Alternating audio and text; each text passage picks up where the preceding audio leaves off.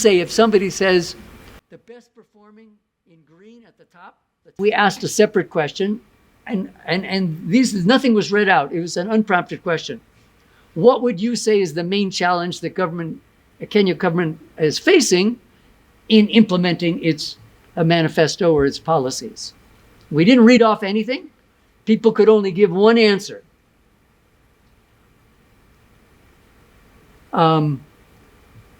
So don't say, please, that only 15% of Kenyans think corruption is a problem or a challenge for the government. Please don't say that.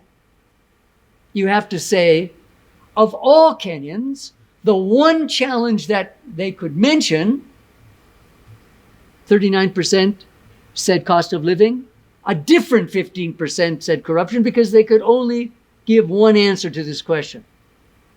So it's not that all Kenyans think that only 39% of all Kenyans think that inflation is a problem. I'm sure if you asked Kenyan, do you think inflation, cost of living is a problem? 100% would say yes. So be very careful in how you frame your reporting of this results. A single response question, not read out, that is unprompted. Again, you can see some contrasts between those who support the government and those who support the opposition, but on cost of living, not much. 42% versus 39%. And with a margin of error of about plus or minus 1.8, almost equal. Almost equal. Why is there 7 points more among the opposition for corruption as the main challenge as compared to government supporters? If you support the government, you're probably less likely to want to say it's having a problem with corruption, because that doesn't make it look good. And if you add up those percentages in each column, of course, they add up to 100, because, as I said several times already, it was a single response question. You can look at the little explanation analysis that we provide with the data, but you are free and encouraged to make your own if you would like to interpret these results in a different way. Now we come to the performance of cabinet secretaries. We know that many people are still not familiar with all of them. So I think Michael will correct me, but for these ratings, we only listed the names of cabinet secretaries that people could mention on their own, or when we asked and read off them, it says, yes, I know who that cabinet secretary is. If they say Prime Cabinet Secretary Mudavadi, Education CS Machogu, Roads and Transport Murkomen, and then Health Nakumincha.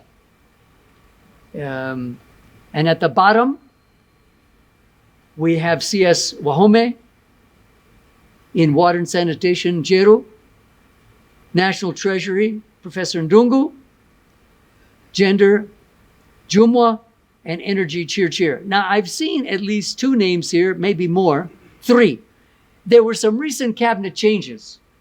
I know Alice Wahome was moved from water to lands, and Njeru came into water, I think from lands, correct me if I'm wrong.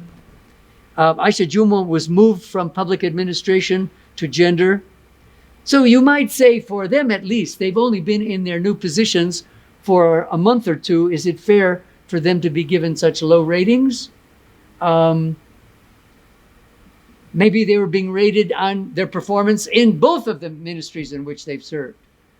I'm not sure how respondents were thinking about that.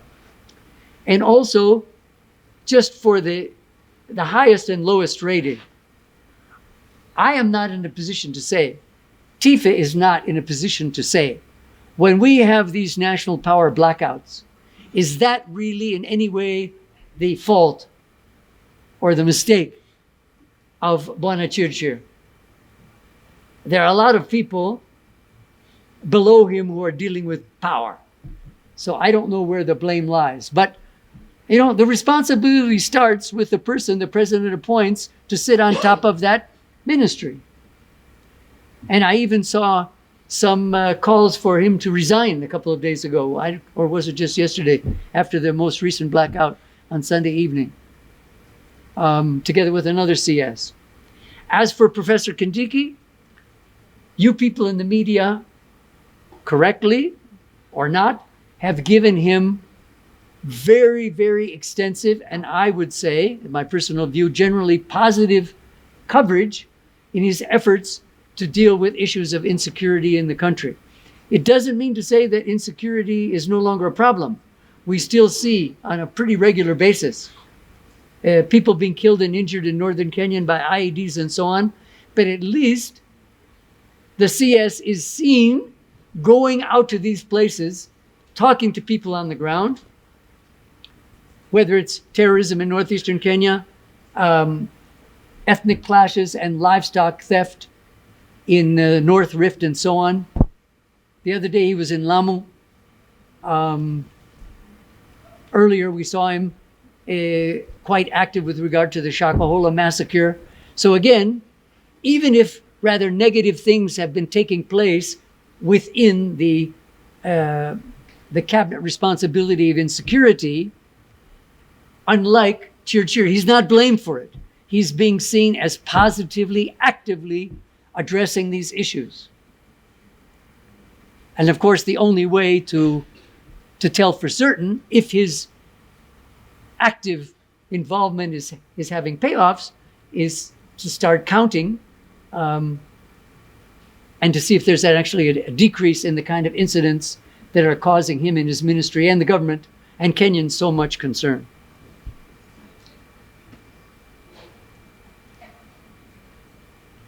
Also, I should say, and it's marked on the left, that in coming up with these overall ratings, TIFA used 6 variables that they were asked about.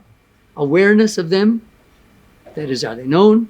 Trust, how much trust Kenyans have, how visible they are, how much commitment they seem to show to their responsibilities, whether issues have been resolved, and how transparent, how open is the information about their activities that allows Kenyans to know what they're doing and making a judgment about. So people were asked for each of these CSs how they score them in those 6 areas.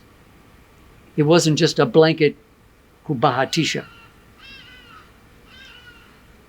And then outside the survey itself, TIFA did a data search looking at the number of visits that CSs have paid to particular parts of the country as part of their work, and also travel, which we'll come to in a minute.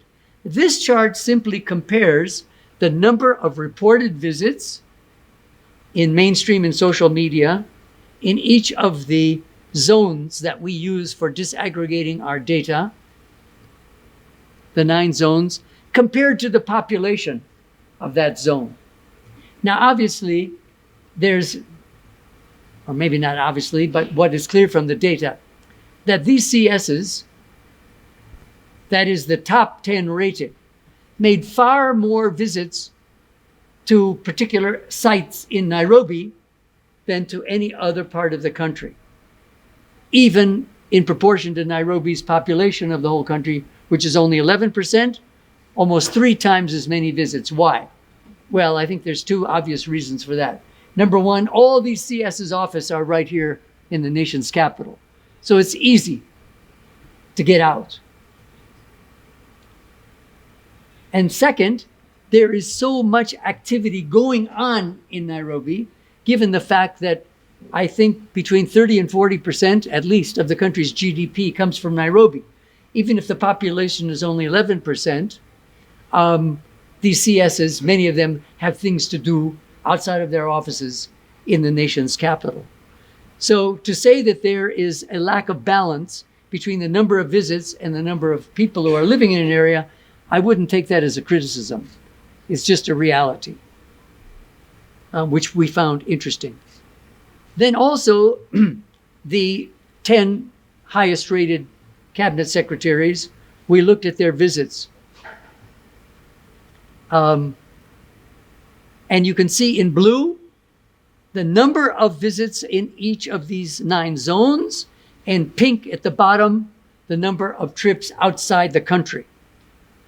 And to start with the second first, why is it you see 0 for the CS in Interior Kindiki and 0 for the Cabinet CS Machogu? Well, they're dealing with domestic national issues.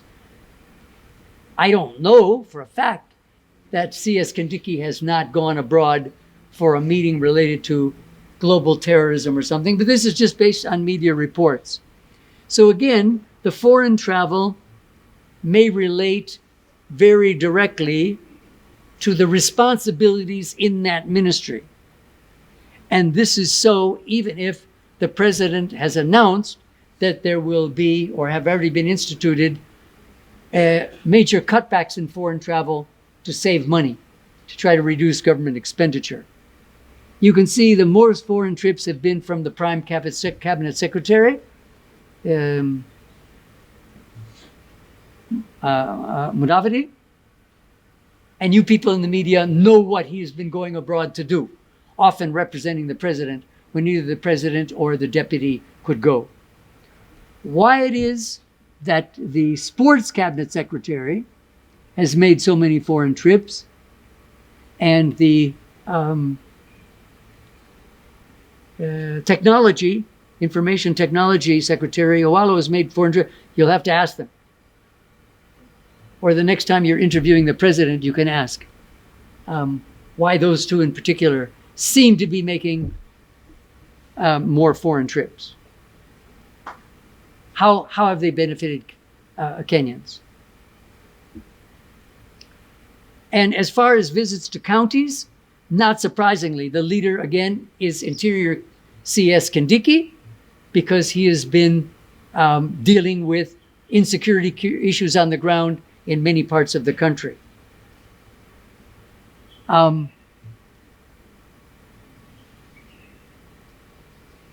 Almost double the number of visits at the local level than any other CS, which I think is understandable and I would say positive. I don't think you can understand insecurity issues in the country by sitting in an office. You need to do both. Okay, so we've given you the ratings of the president's government and cabinet secretaries.